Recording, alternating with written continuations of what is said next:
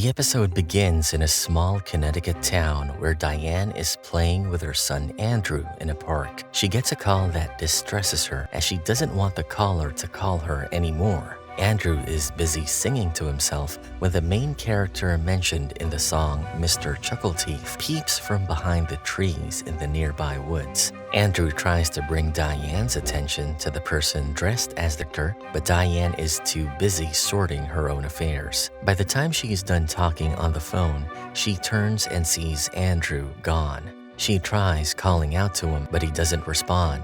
Andrew has wandered off into the woods to find Mr. Chuckleteeth, and he sees him for a moment before something springs out of the bush and attacks Andrew.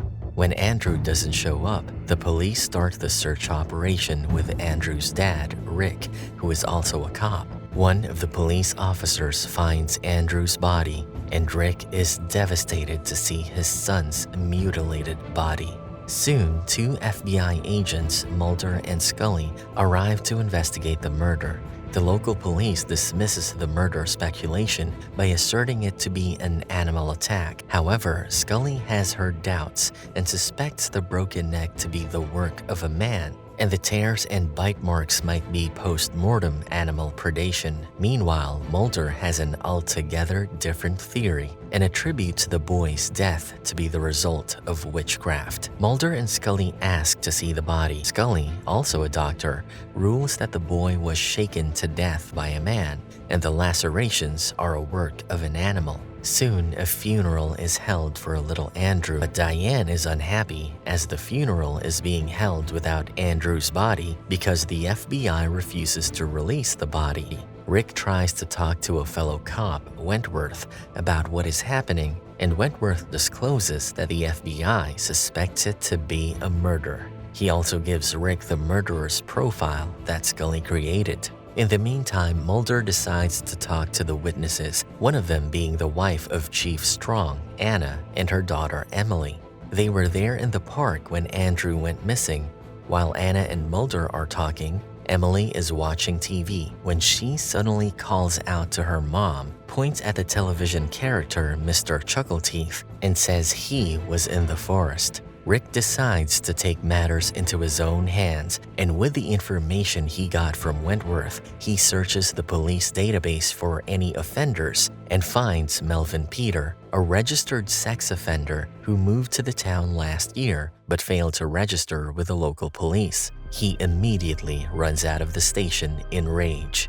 At the same time, Scully visits the station and shares her doubts about Rick because, according to her, most of the time, family and friends can't contemplate a criminal's fantasies because they are usually carried out in private. However, Chief Strong vouches for Rick and says he is a decent man and was working his shift when the incident took place. He proposes Scully talk to Rick himself, but when they try to find him at the station, Wentworth tells them that Rick dashed out of the station moments ago. They follow him outside and see him drive away in haste. The cops and Scully chase him in their car and stop outside a house when they see Rick's car. The house belongs to Melvin, and Rick is inside searching for the man, ready to shoot him on sight. Chief Strong and Scully, however, are able to stop Rick's violent outburst after Chief Strong takes away Rick's gun. Scully calls Mulder to see if they have any developments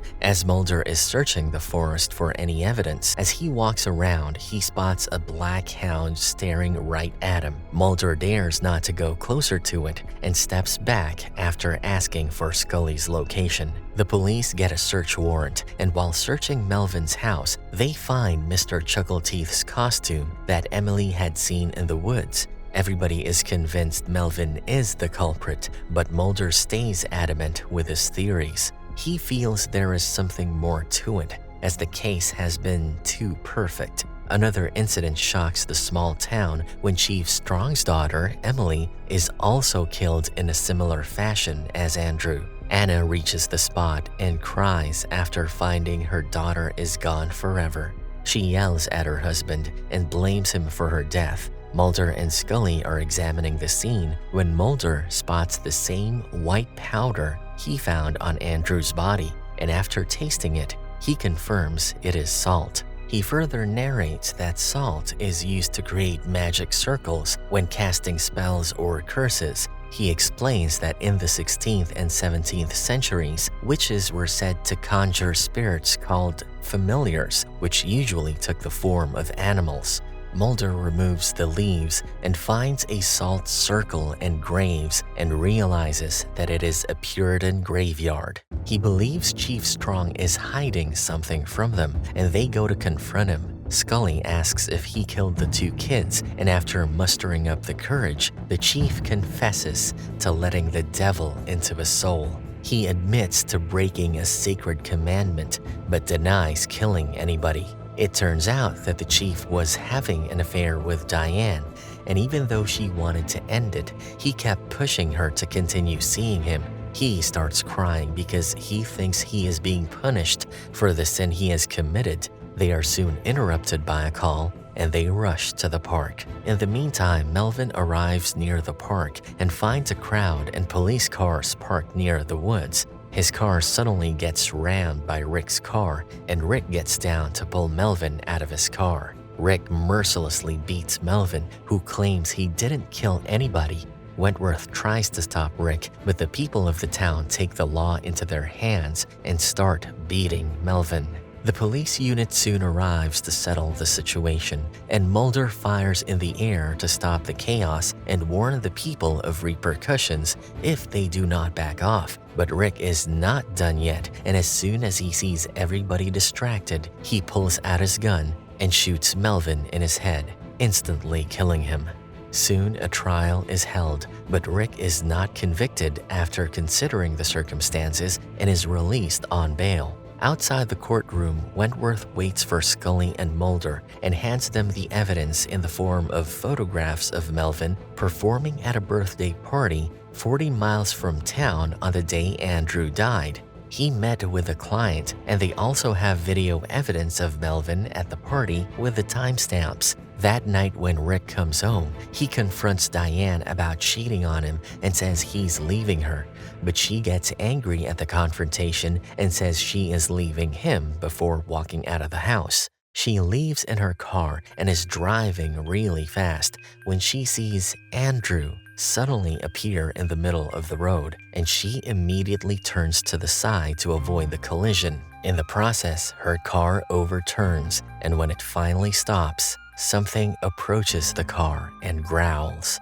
Rick loses his mind with rage and brings his gun to Chief Strong's house to take revenge for destroying his family, but when he reaches there, he can't find anyone at home. As he walks in the dark hallway, he feels someone following him and finds a person in Mr. Chuckleteeth's costume following him. Rick tries to chase him and even shoots him twice, but the bullets don't seem to affect the entity. Suddenly, Chief Strong appears behind Rick, and with both men pointing their guns at each other, the screen goes black as a gunshot is heard.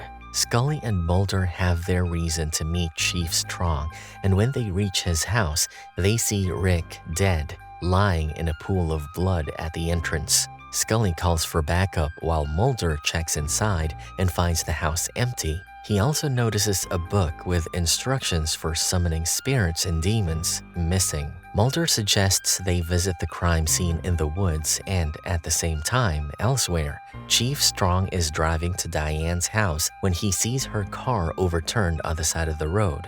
He stops his car and searches for her, but she's not in the car. He sees a shadow in the woods and, thinking it is Diane, he rushes after her.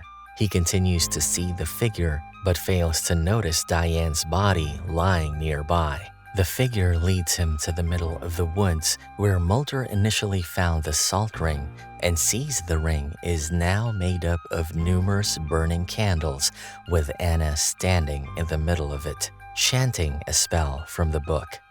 Chief Strong asks her what is going on, and Anna says she must undo what she started. She had only meant to curse Diane and him, but the spell went out of control. Suddenly, the Black Hound jumps on Chief Strong and kills him. Scully and Mulder hear the screams and reach them, but it is too late, as Chief Strong is dead. Mulder asks Anna to stop whatever she is doing, but Anna insists she can finish it, and as soon as she finishes reading the spell, she finishes herself as she catches fire and burns to death. However, the book she was holding remains unscathed. The police soon reach the woods, and Scully hands the book to Wentworth and tells him to consider it evidence of a town in the grip of madness. After what they witnessed that night, the two agents leave the town with their beliefs blurred. But it only seems to be wishful thinking that the curse has ended, as the swing at the park rotating on its own indicates otherwise. And that's a wrap for this episode recap. Thanks for watching.